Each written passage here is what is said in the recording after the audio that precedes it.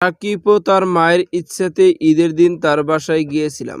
কি বলছেন Bubly? Hello viewers, বিস্তারিত জানতে চ্যানেলটি সাবস্ক্রাইব করে সম্পূর্ণ ভিডিওটি দেখতে থাকুন। প্রিয় দর্শক, ঢালিউডের অন্যতম ব্যস্ত অভিনেত্রী শবনম বুবলি শাকিব খানকে কেন্দ্র করে সোশ্যাল মিডিয়ায় অনেক সময় অনেকভাবে আলোচনায় আসেন। সাম্প্রতিক ঈদের একদিন আগে শবনম ইয়াসমিন বুবলি এক চ্যানেল অনুষ্ঠানে উপস্থিত হয়ে শাকিব খানের প্রসঙ্গে অনেক কথাই মন্তব্য করেন এবং শাকিব খানকে নিয়ে শবনম ইয়াসমিন বুবলি এও জানিয়েছিলেন শাকিবের বাড়িতে এখন অনেক যাতায়াত বেড়েছে শবনম বুবলির ছেলে বীরের কারণে।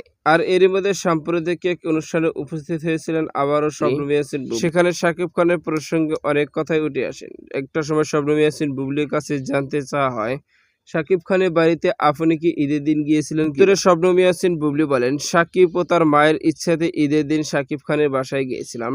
সকালে উঠে শাকিব খান ও তার মা আমাকে ফোন দিয়ে জানান ছেলে বীরকে নিয়ে যেন খুব শীঘ্রই তাদের বাড়িতে যাই এবং একসঙ্গে মিলে ঈদ করি। আর শাকিব ও শাকিবের মায়ের কথা রাখতে ছেলে বীরকে নিয়ে শাকিব খানের বাড়িতে গিয়েছিলাম আর বেশ আনন্দ মুহূর্ত কাটিয়েছিলাম সেখানে। এমনই মন্তব্য শবনম বুবলির। তো সুপ্রিয় দর্শক, ভিডিওটি আপনার কাছে ভালো লাগলে একটা লাইক দিন। নিত্য নতুন ভিডিও আপডেট পেতে চ্যানেলটি সাবস্ক্রাইব করুন। অসংখ্য ধন্যবাদ পুরো ভিডিও উপভোগ করার জন্য।